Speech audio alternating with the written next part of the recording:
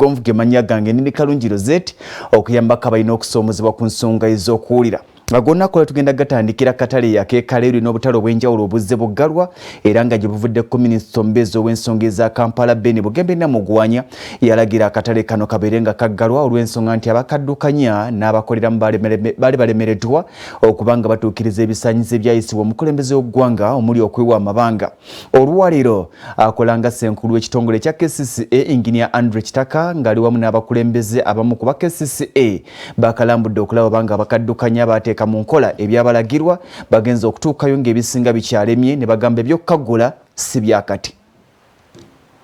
Oluvannyuma lwa minisita omubeezi owa Kampala n'emirirwano Ben Namugwanya okuvaayo n'alagira akatale ku Kaleerwe okuggalwa olw'okulemererwa okutuukiriza ebisaanyizo ebyassibwa ku butale mu kaweefube w'okulwanyisa okusaasaana kw'akawuka ka coronavirus akaleeta ekirwadde kya COVID-19. Abakulira obutale 7 obukola akatale kano ennaku zino babadde mu kaweefube w'okalongoosa. Kino kiwalirizza abakulu mu kitongole ekiddukanya ekibuga era nga kyekivunaanyizibwa ne ku butale ekya Kampala Capital City Authority nga bakulembeddwamu nga ssenkulu w'ekitongole kino Engineer Andre Kitaka okulambula akatale kano. Omumyuka wa ssenkulu wa KCCA Sam Selonkoma wamu n'ow'ekikula ky'abantu mu kitongole kino Harriet Mudondo balambuludde ku nsonga ezagazaawo akatale kano era ne basuubiza nti singa akatale kano kanaatuukana n'omutindo kakuggulwawo. Senga kinaaba nga kyetaagisa okwongerayo nga mwongera okukola ki okuyonja lubanga lugoye kasita olwoza n'olunyumunguza nga lukyali mu sabbuuni kiba kyetaagisa wetaaga kola ki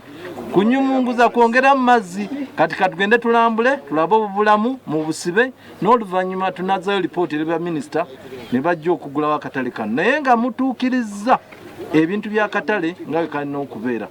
Ekintu kino okuba nti twasalawo okuggala akatale kano twagenda okiraba nga abantu bali mu bulabe bw'amaanyi because social distancing yali egaanye naye njagala okwebaza abakulembeze ab'obutale buno. Newankubadde nga bannyini butale buno babadde bagezaako okubulongoosa wabula bano kibeewuunyisiza akatale kano bwe kali kafaanana gye buvuddeko. Oluvannyuma lw'okulambula akatale Engineer Kitaka ategeezezza nga wakyaliwo omulimu ogw'amaanyi ogw'okukolebwa nga akatale kano tekannaggulwawo. So kati kyetugezaako okukola kukomyawo oda mu kitundu ky'e Kaleerwe wano ate n'akatale kabeerewo naye nga kali odale ng'abantu balina spaces ezo bujjo zitwogerako eza 4 meters basobole okuddamu okukola. Ffe tubadde tubala nti 9 ku 10 tukikoze naye technical team bwezze etunudde neraba nga tulinga mu 8 oba 7 mu 5. Tututte obuvunaanyizibwa nga bwe butulekeddwa Idi ne ttiimu ye nti tubeeko bye tutereeza era batugaidinze bulungi. Kakasa tugenda kubikola misana na kiro okulaba nti tutereeza ekitundu kyaffe.